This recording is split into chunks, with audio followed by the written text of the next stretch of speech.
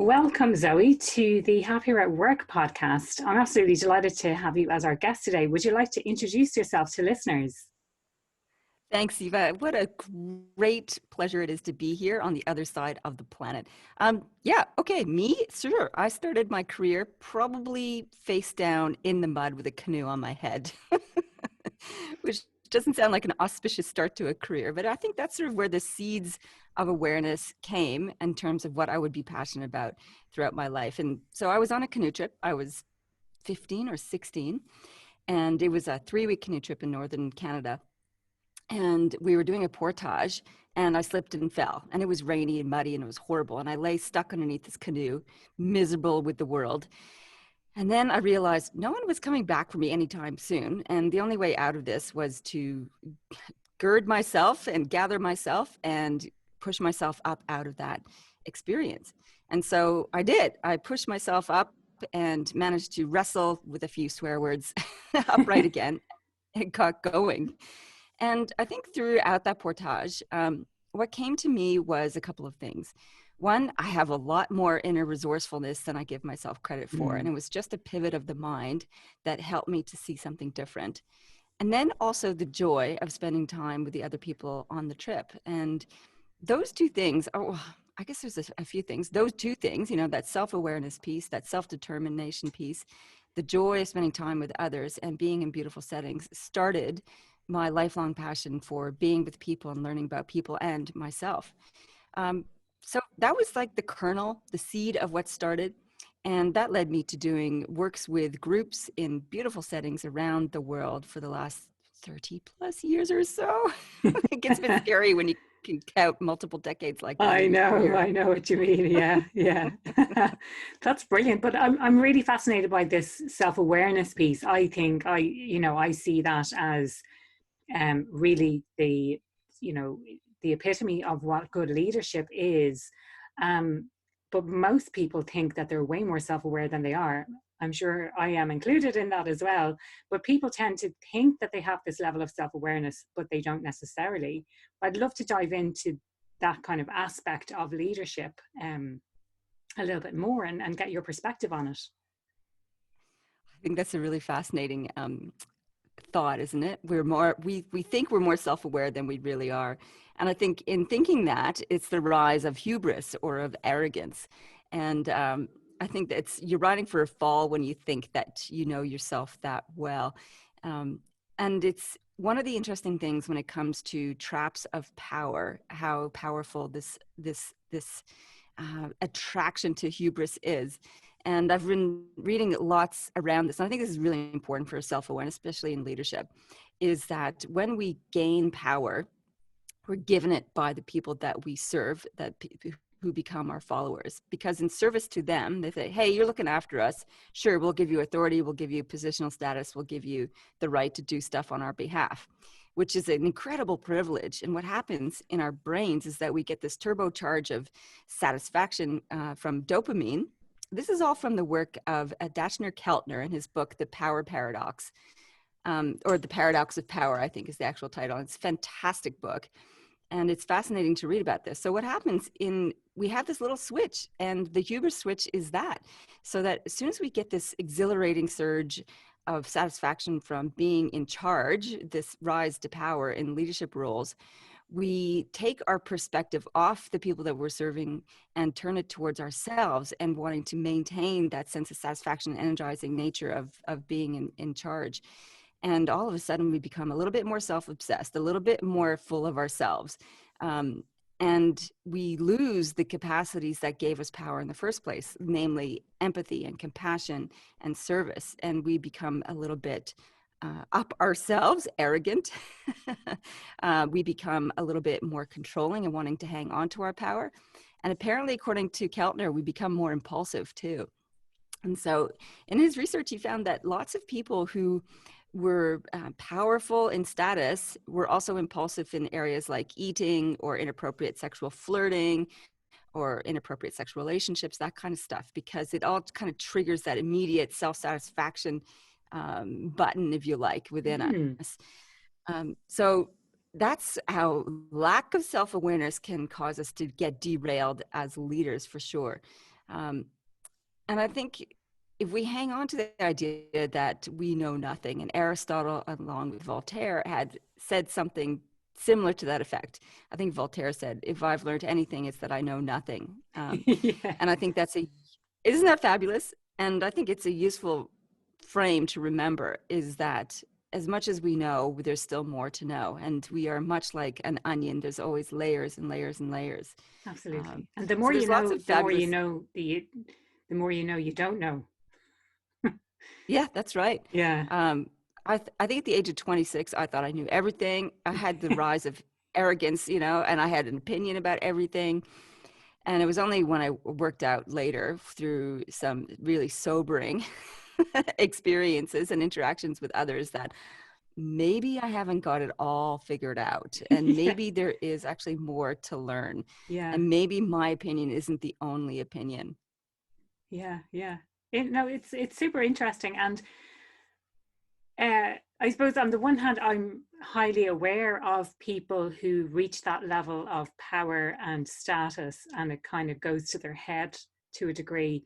On the other hand, I like to think that that's not everyone, and so you were talking about this impulsive nature and it reminds me of that the marshmallow test, where they tested children and said, I'll give you this one marshmallow, or is it a donut? I think they use different things in different scenarios, but I'll give you this one marshmallow, but if you wait for 20 minutes, you'll get two, and it's about this resisting the urge and moving away from instant gratification. And those people who require instant gratification by eating the marshmallow immediately rather than waiting the 20 minutes, they are, I guess, impulsive. And I wonder, are these the kind of people who experience that sense of power going to their head? I don't know if you can draw a direct correlation from kids in front of marshmallows or donuts and Yeah. whether or not they're going to be effective leaders. And at the same time, I think what's useful in that experiment is just highlighting how powerful the hardwiring is in our brain for that kind of impulsive behavior, because we are hardwired for survival. And when we come across, let's say it's in the food world, things that are sweet, salty, fatty, those in when we were cave people were really essential nutrients. They were quick hits of energy. And so if we came across a supply that we would just devour it as much as possible because it would help for our immediate survival. Now that's fine if you're hiding out in a cave. It is not so fine if you're sitting in front of the TV and you've got your Doritos and a nice fatty dip and a chocolate and a box of chocolates, and you just go rah, rah, rah. But I saw this fantastic video which kind of highlighted how much it just takes over the brain. It was this granny, and she was teaching her grandson how to cook cookies, and he was a toddler, 2 or 3. And so they're mixing everything up, and he's being helpful. And then when the batter's mixed, you know how lovely it is to lick the beaters when you're making cookie batter. And so he gets in there with his hand, and he just scoops up the batter and smears it onto his tongue and into his mouth. And then he just keeps grabbing at it. Like there's no control happening there. And the granny has to seize his arms and rip the stuff away from him. And it happened when they put the butter in, when they put the sugar in. It was just like this it was like the screen came over this kid's face, and he just could not help himself. And I think that is impulse control we learn as much as we can to try and dampen down. And yet it's still there within us. Like there's a primal trigger, and that's why we have to lock those naughty foods away out of our reach, because it will take over our conscious brain. So coming back to your point, though, is if we can learn delayed gratification, are we better set up to be less arrogant? Absolutely. I think we definitely have to learn that discipline of delayed gratification, and mastering ourselves, those impulses, is got to be critical. And tuning into when we feel primed for that or attuned to that is definitely one of the exercises that we need to practice all the time. You know, what's happening inside of me? Why do I feel this way? What am I drawn to? What do I crave right now? What am I noticing as I reach into the fridge to grab that piece of chocolate cake? You know, what's going on in the dialogue in my head, like Yeah. what is actually controlling me right now, Yeah. and how can I do this better? So Yeah. there's lots that we can learn from that situation, Yeah. and there's plenty that we need to work on, that's for sure. And the first step is that awareness piece, and maybe a reflection on, like you say, asking yourself the questions like, what is it that's coming up for me right now, and what's triggering this reaction in me, and really just being aware of that. Being aware of your triggers is absolutely so important from a self-awareness piece. And we all have triggers, no matter how wise and old we get. Those aren't necessarily correlated, by the way. Just because we get old doesn't mean we get wise. We have to work on that piece, not the getting old part, the getting wise part. Yeah. But we always have triggers. And I think one of the things I talk about in, actually, I think it's pretty much all of my books, is the idea that we can have these triggers and not be driven by them. I like to think of our emotions, our impulses, as something that we can put in the passenger seat instead of allowing to be behind the driver's seat. And we do that by just observing them as opposed to reacting to them or reacting with them. So I like to every day check in, like, okay, what's happening with me today? How am I feeling today? What's my mood? What's my general conversation in my own head? And treat it as an object of observation, as opposed to the default lens through which I'm experiencing the world. Yeah. And that shift in perspective, that ability to observe self as if self was a subject, is an advanced emotional intelligence skill that takes practice, because most people just, as we're growing up, we just are immersed in this narrative and this lens that we see ourselves in the world, and we assume that that's the truth and we have no control over it.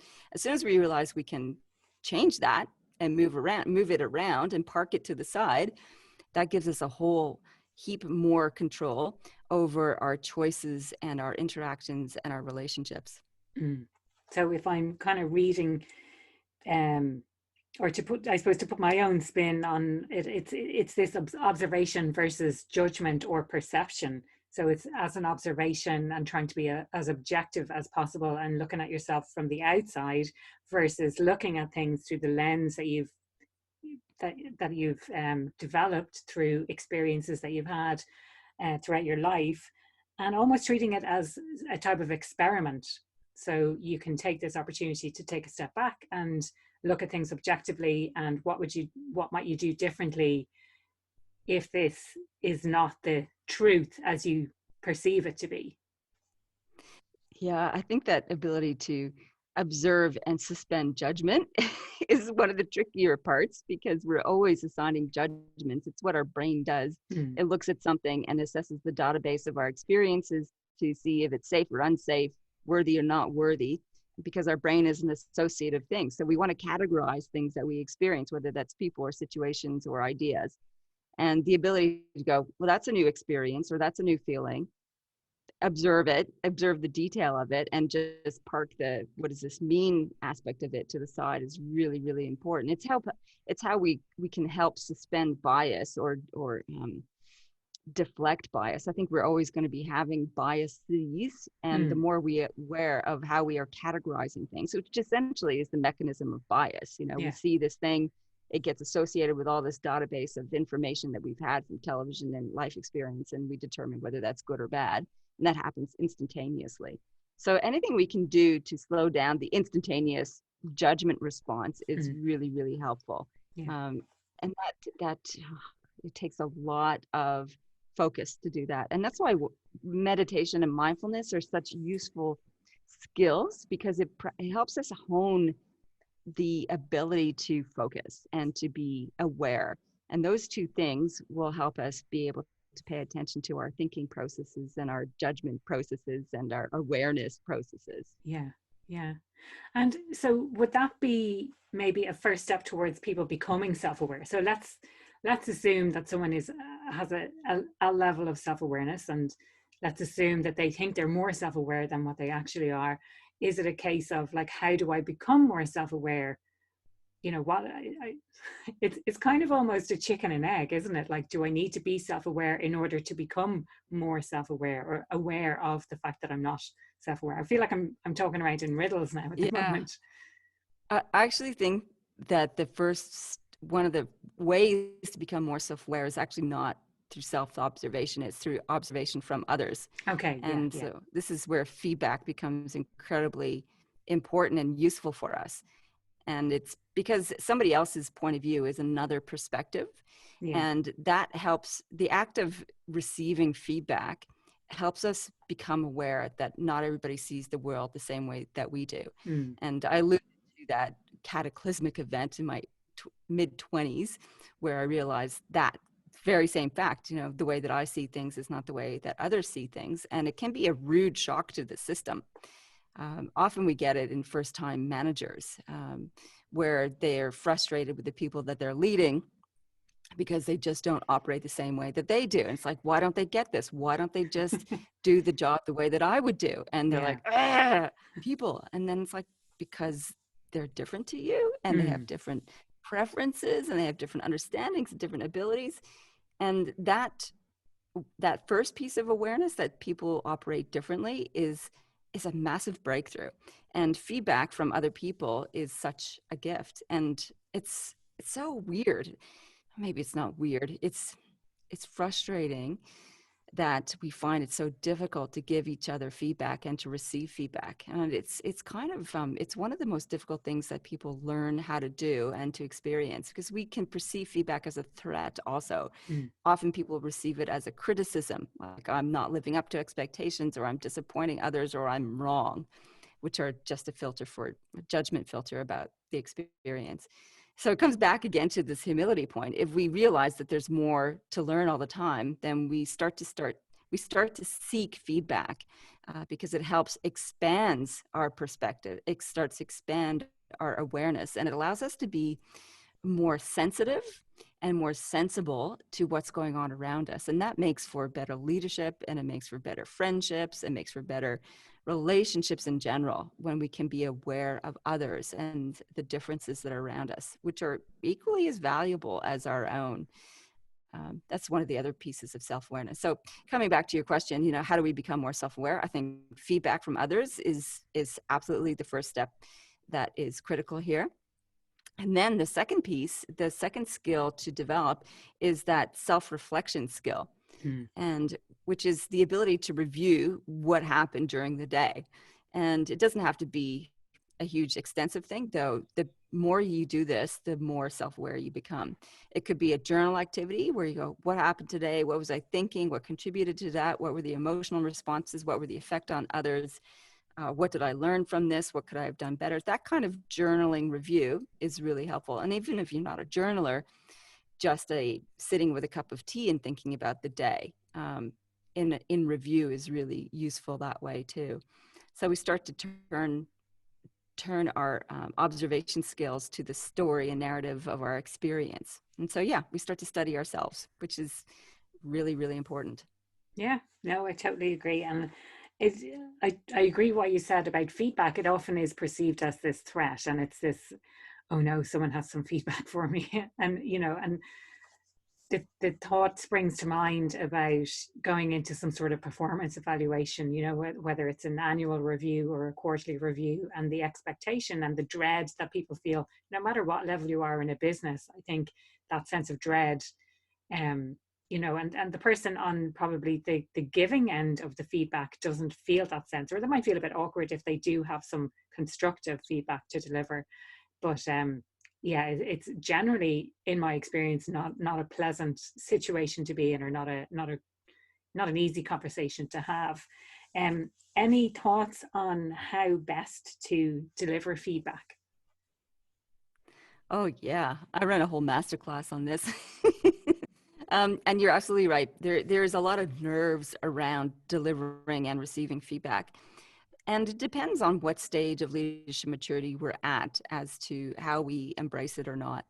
I think what makes it difficult is people, in terms of delivering it in the first place, is that people are afraid that they're going to hurt somebody else in delivering the feedback. And sometimes they're right in fearing that, that some people will be hurt by hearing what you have to say, because you're either correcting something or raising a grievance. Those are the kind of typical triggers. that cause people to feel an emotional upset at the end. So I think as somebody who's delivering feedback, it's to know that if you feel emotionally strained around it, that's perfectly normal. Mm. The second piece of advice is to prepare your feedback, is to really think deeply about the issue. And there's lots of things that you can do to review what's going on in the situation. And also to try and get away from the fact that if you're delivering feedback doesn't mean that you are completely right, that you have ownership on the truth, because none of us have all of the truth. All of us have a piece of the truth. Mm. It's true and partial at the same time. So when we remember that, all we can do is, when we're offering feedback, is to offering a partial truth to the other person that Yeah. can help expand their notion of what's going Yeah. on. Or maybe offer a perspective, or Yeah, this exactly. is how I see things from my perspective, or this is my perception of the situation. Yeah, that's right. So yeah, doing the preparation beforehand. And what I mean by preparation is doing things like, okay, what is the actual issue?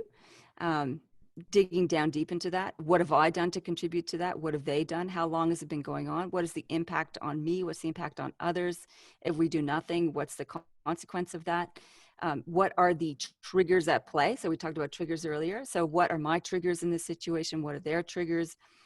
What is the pattern of behavior that might be affecting this? So are they in survival mode? Has something prompted them into difficult behavior? Is something prompting me into difficult behavior? So when we look at all these possible, I'd like to think of leadership as a wilderness, and there are various different maps you can use to navigate it. And when we're looking at giving feedback, there's a number of different maps that I use, I teach my clients to apply to different situations to see which one best fits. You know, is this a drama triangle issue? That's Stephen Cartman's work, you know, victim, persecutor, rescuer. Is that what's going on here? Is that dynamic?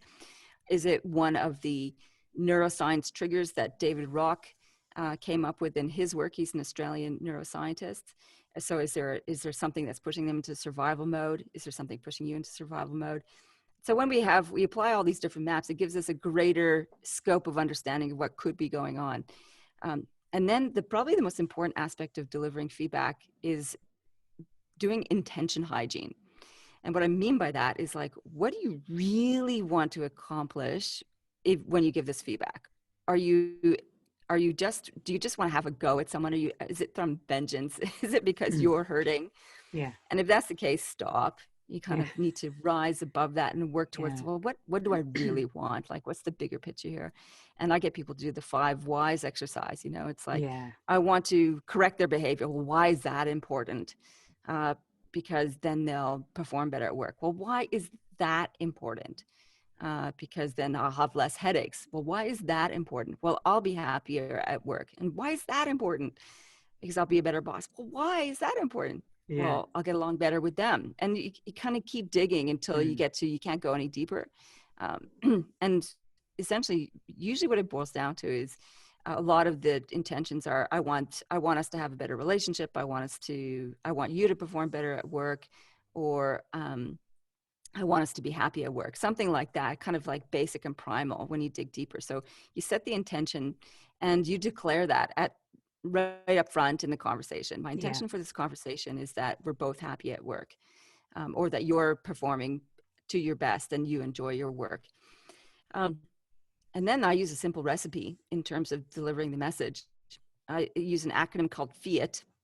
The F stands for fact. So once you state your intention statement, then you go into the hard part, which is like, bang, sharing the perspective. Facts. Statement of fact, you described what happened with non-emotive, non-judgmental terms. You know, Aoife, you did this thing. You showed up today and you hung a backdrop in your podcasting studio. Like, statement of That's fact. So factual. like, yeah, That's a okay. fact. Yeah. Impact is what the I stands for in Fiat. So impact. What was the impact on me? What was the impact on others? And this is the part that has the emotional overtone to it. And so I would say, like, I'm just going to make this up because, you know, let's say I was distressed by your backdrop. It's not true, but let's say it was. So, fact, Aoife, you hung a backdrop to your podcasting studio. The impact on me was, I felt really closed in and intimidated by your backdrop. Now, that's the part, like, if I was delivering that to you, you go, oh, that was not my intention. Like, I'm imagining, like, if this was a real, this is like the worst example ever. But anyway, we'll go with it. If I'm delivering that, I'm sharing an emotionally charged statement. And that's where the tension in the conversation rises. Yeah. And so the other person is receiving this and going, wow, I had a negative impact or a difficult impact on somebody. I may or may not have been aware of that. I may or may not have intended that. Yeah. So all of a sudden the stakes go high at that point. Yeah. And so what you need to do when you're delivering feedback is to crack that tension. And the way that you crack it is by asking a question. So that's the A in Fiat. Ask. You know, and then I'd say, Eva, can you tell me why you've done this? Why did you hang the backdrop? What's the rationale behind it? So I immediately give you the football and opportunity to disclose and share and basically relieve the tension in the conversation at that point.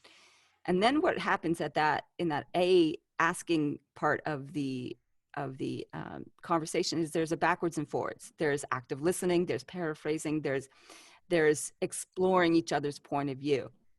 And that's the messy part. You know, it's like, really, it was that, you have to be curious at that point. You have to keep asking questions and clarifying and trying to get to the heart of the matter of why they did this thing, what their intention was. Through that part of the conversation, it may get resolved in terms of, well, I just won't do that thing again, or I could try something different, or hopefully together you come up with a solution. Sometimes it doesn't happen, and you have to finish with telling them what you want instead. And that's the T in Fiat, is tell. It's like, okay, well, what I'd prefer instead is next time in the podcast, if you could hang a pink curtain instead of a black one, that would be really helpful. Something that seems less claustrophobic and intimidating, as an example. So that's how I would deliver feedback. With somebody. It's a conversational thing, and it's awareness that the emotional charge will be there and giving an opportunity to release the energy in the hard part. Yeah. And it sparked a memory in me now of learning something about it ties in with that impact piece you were talking about. And you don't say things like, and you did this. It's more about, like you say, setting out the observation, the facts of what happened, and then saying, and the impact on me was, and it made me feel, it not made me, but as a result, I felt this way, as opposed to you made me feel like this. You kind of separate the two things from each other. So like there's the facts of what happened, and then, like you say, the impact, and you put it on yourself and say that I felt this way, or this was kind of my reaction. It may not have been the intention, but that was my reaction to what happened. And you know, that's a really important point. Difficult conversations. That's I learned that as being called I statements. You know, when you did this, I felt this. So you have to use you language. Like, you can't just avoid it, but you use it in describing something that you did, not something that you intended. So we never want to project into somebody else's brain what their intention was.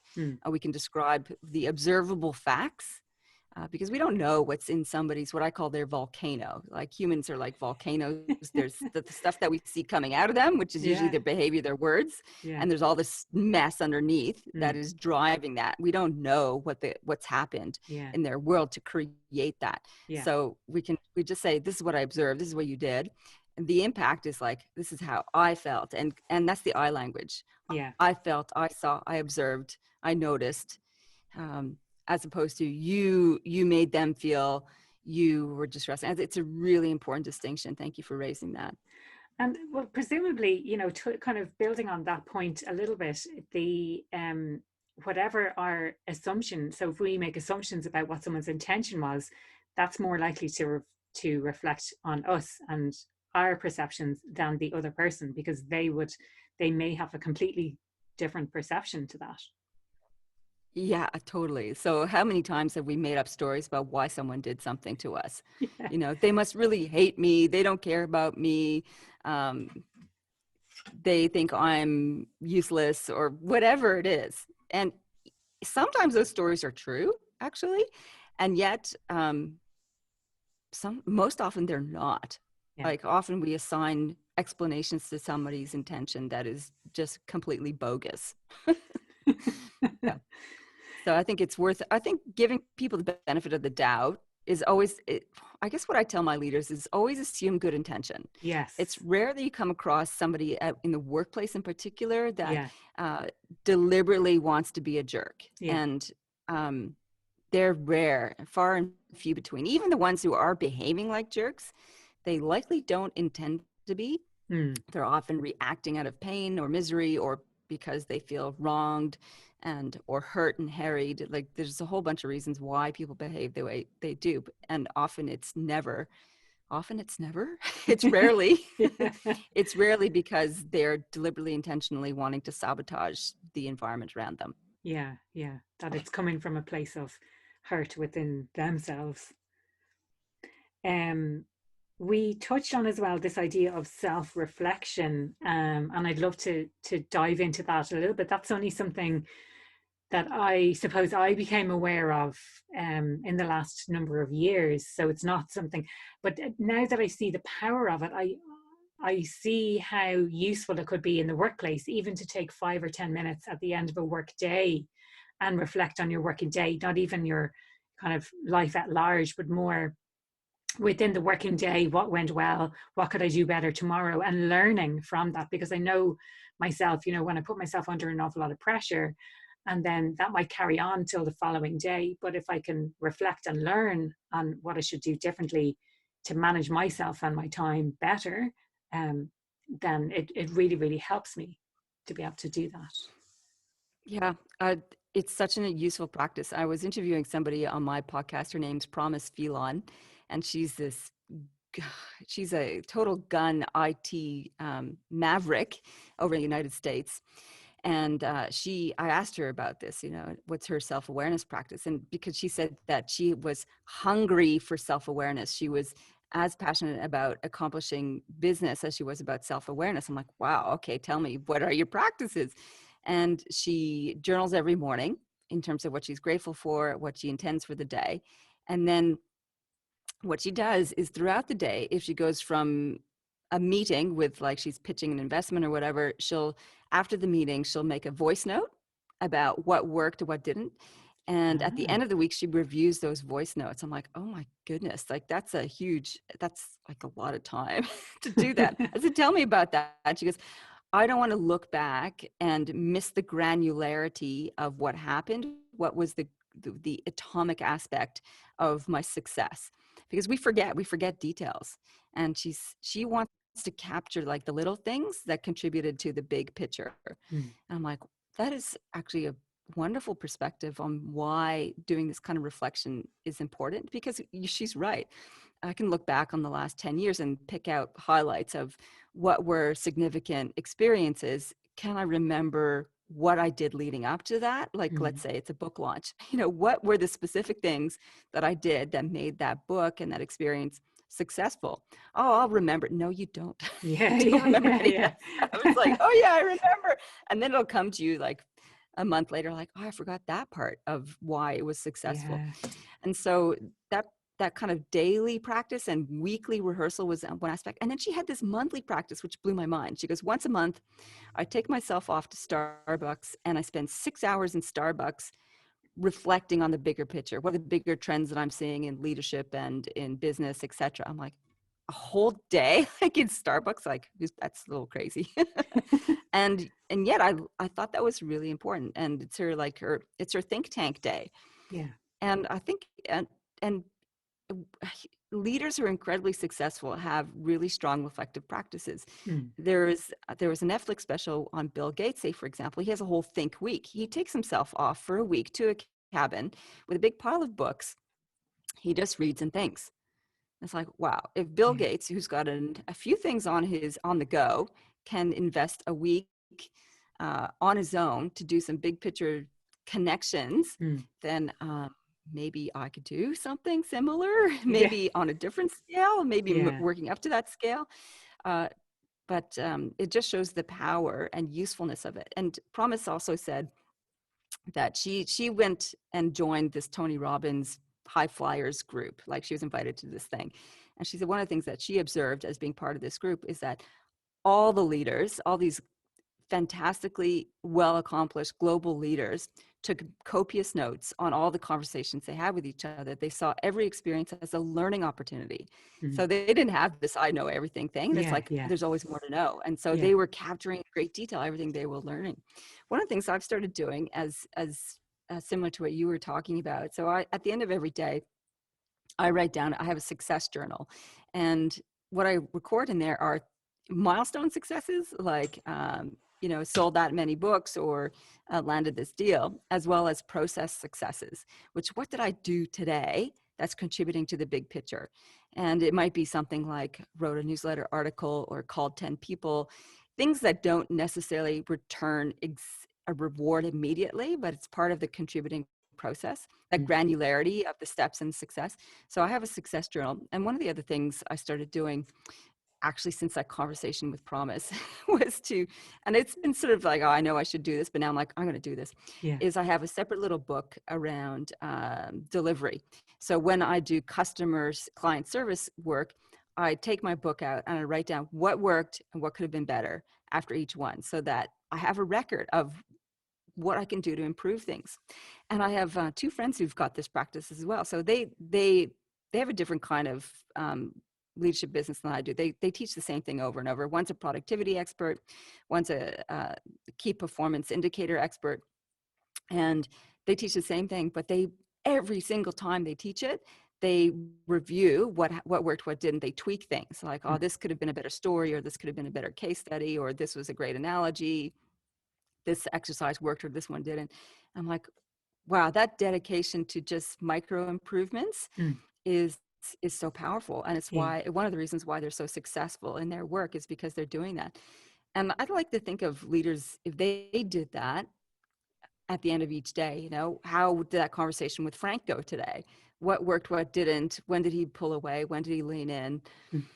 What was it about the way that I ran that conversation or set it up that made it a success or not a success? And what would I have done differently? Like, these kind of reflection practices help us to grow, because it's only in the little micro changes that we can create long-term sustainable change. I don't think we just wake up one day and suddenly radically wave our magical wand and poof, we're a different entity. It's the micro changes that are the critical ones. Yeah, I think it's when you get to the end of a day and something is irking you, or you realize that you didn't do something very well, or you know that you could have done something better, or you could have performed better in some way, and allowing yourself that time to really reflect on, well, what could I have done differently? How could I have set myself up differently?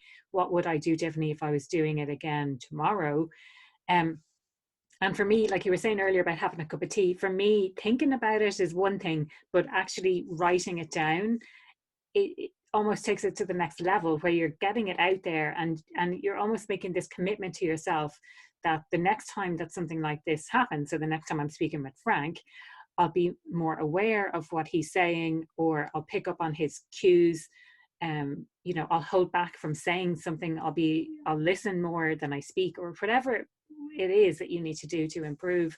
But in writing it down, I feel it kind of sinks in a little bit more for when you go to next do that process. Or you might even be able to pull out your journal again and be like, okay, what was that thing? So you're saying you think you're going to remember all this stuff, but you don't. But if you have it journaled and be like, okay, so what happened the last time I had this conversation? Right, what did I say I could do better? Okay, here it is written down here, or something like that. But certainly when I worked in the corporate world, we knew that we needed more time to think about stuff, but journaling definitely didn't even enter the vocabulary when I worked in my corporate roles.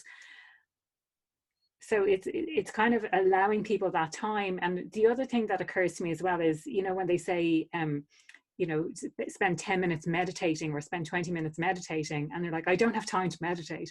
And it's like, oh, well, if you don't have time, then spend an hour doing it, Yeah. Because, so if you feel like you don't have time for reflection, then that's probably the most that it's more likely that you really need to take the time to reflect.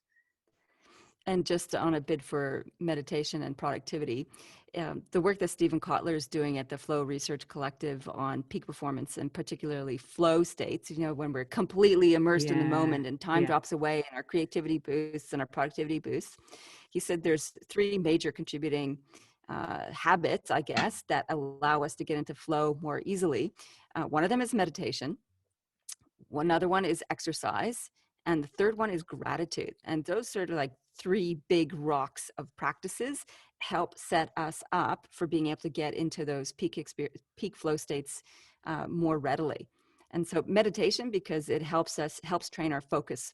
And that's the critical aspect. And so this, I don't have time for meditation, means that you have no time to develop focus, and you don't actually want to be hyper creative. Yeah. And so there's different practices for meditation. The one sitting down and closing your eyes doesn't work for everyone, and yet there's other kind of meditation practices that can work. Walking meditations, like counting meditations, anything that can train focus is really critical, because focus drives flow.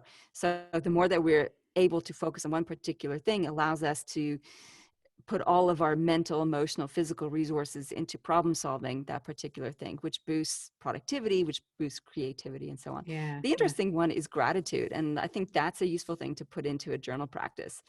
And there's studies around this, shows that when we're in gratitude, the emotional state of gratitude, it primes us for serotonin and sometimes oxytocin, which are feel-good biochemicals. So that feel-good state primes us to want more of that as well. And when we're in flow state, it's definitely a feel-good experience. And we crave more of it because it's just dumping a whole bunch of fantastic neurochemicals into our system: dopamine, serotonin, oxytocin at the end of it, anandamide, I think that's how you pronounce it, norepinephrine, which is our curiosity biochemical and excitement biochemical. Anandamide helps us make connections between patterns, which allows us creativity. All this is primed by doing those 3 practices. Exercise, because it helps purge our nervous system and helps create calm. So with focus, calm, and feeling good, we're in a better state to contribute more. So I don't have time to meditate. Wow, you don't have time not to, really, if you're serious about peak performance. Yeah. So and it's great because meditation seems to have taken off globally. Like, a lot of people have that practice, and like you say, doing it in different ways. And it nearly takes us back to this awareness piece as well. So like, one form of meditation that I learned about is, like you say, going out for a walk, but just observing, oh, that tree is bare, that's a blue sky, or in Ireland it's more likely to be a grey cloud. But you're coming up with these different just observations, but it's keeping you in the present moment and being very hyper focused and hyper aware of what's going on around you, being aware of the smells, being aware of the sights and the sounds and all of that kind of stuff. It's a different lens. So what you're describing is mindfulness and meditation are slightly different.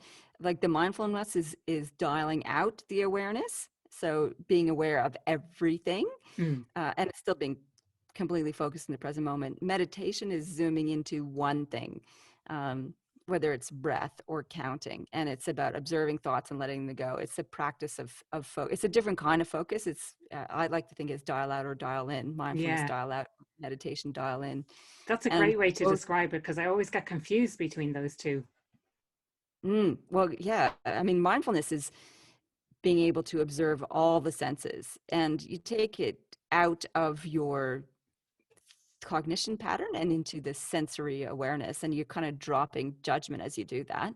There's a cloud, there's a tree, and just smelling it all and being open to it all. But it's a dilation of attention as opposed to a narrowing of it, and both are important. Yeah, so interesting though, all of this. Is there anything else you think that we haven't really covered around? Well, we mostly talked about leadership in relation to self-awareness and the importance of self-awareness. Is there anything that you'd like to add that we haven't really touched on in the podcast?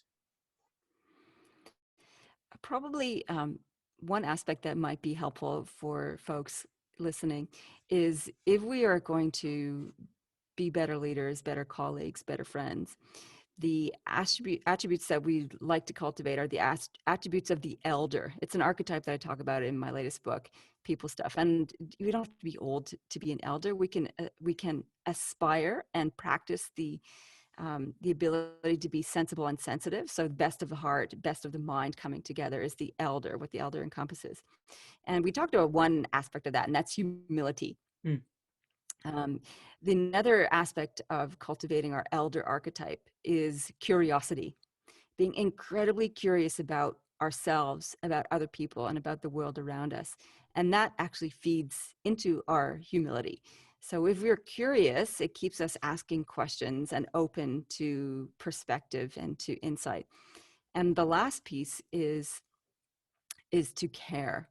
So when we care about ourselves, when we care about others, when we care about the planet, it helps us to be in service to others, and that kind of helps break the tension or the shadow of power, of hubris. So we'd stay out of hubris. If we can have humility, curiosity, and care, we will be in service to others in a much more powerful way. So that's what I would encourage people to embody if they can. And I noticed at the start, Zoe, how you use this term, be in service to, and I really like that approach. And I do, some people are not a big fan of Gary Vee. I mean, I think he speaks a lot of sense, but one thing he said about leadership is, I work for you, not the other way around. So if I'm your leader, I'm here to serve you and I'm here working for you. What can I do to help you? As opposed to you work for me and you do what I tell you to do. Absolutely.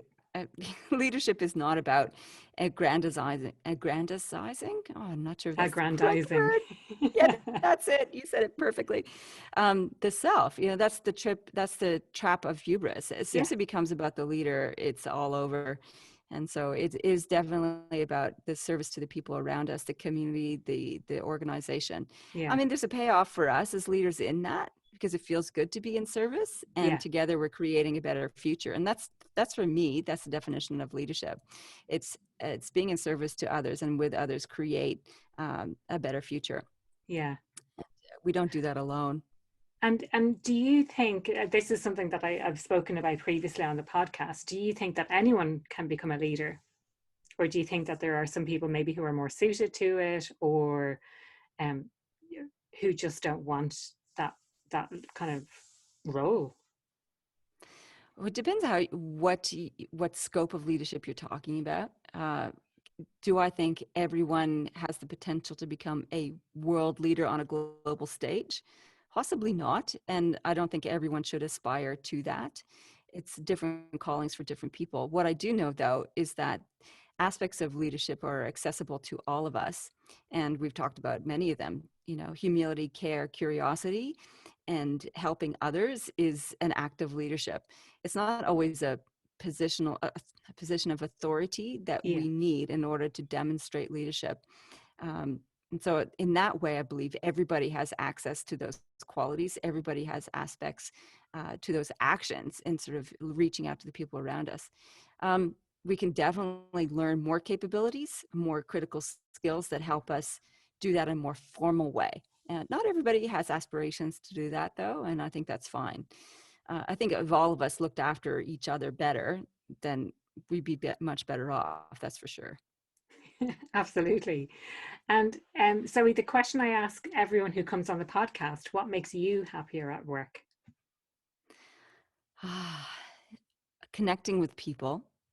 That's definitely the number one thing. So if I have too many days in a row where I'm doing thinking and reading and not connecting with people, I get a little bit morose, even though that's delicious activity for me too. It's definitely when I'm connecting with others and learning about them and helping them that makes me happier at work. And probably the second thing is just being able to step outside and be grateful for the life that I'm living.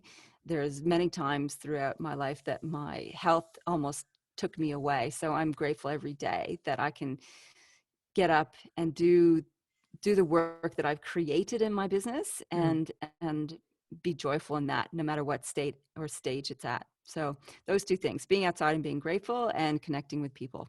Brilliant. And if people want to find out more about you, about your books, what is the best way that people can find out about you, and your, share your social media, your website, all of that? Okay, they can come to Planet Zoe, which is my website, zoerouth.com. That's ZoeRouth.com. Like Routh is mouth with an R. That's probably the centerpiece. Or you can find me on LinkedIn. I hang out a lot there. Facebook, Twitter, and Instagram. But probably you can go to the empire first, zoerouth.com, and then LinkedIn, the satellite. Brilliant. That's great. And you want to tell us a little bit about your book? You kind of touched on a little bit of it, but tell us about what it's about and who should read it and why. Sure. So my latest book, it's called People Stuff Beyond Personality Problems, an advanced handbook for leadership. And it's basically for leaders who have positions of authority in organizations. And it's about perspective in particular, how we see ourselves, how we see others, and how we see the bigger picture. So it gives some thinking strategies to look at complex issues in an organization or in relationships. So some of those maps I talked about in people dynamics are in that book. It gives us a pattern of 5 archetypes that we can lean on as leaders, that we can embody to help us serve better. And we talk about the 4 devils of people stuff, which is the map that showcases or reveals why people behave badly at work and what we can do to address those particular behaviors.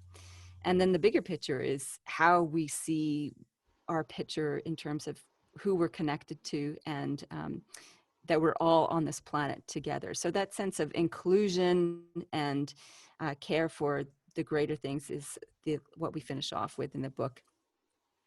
It's a good fun read. Yeah, it sounds super interesting. And you can find that on the Empire as well at zoerouth.com. Or actually, Brilliant. It's available now on ebooks, and the audiobook will be coming out by the end of 2020. Excellent. Brilliant. Thank you so much for your time today, Zoe. I was going to say this evening, but for you, it's the morning time, all the way from Australia. But absolute pleasure to chat with you today. Thanks so much. Oh, you're welcome. It's been a pleasure. I've really enjoyed it. Thank you so much, Aoife.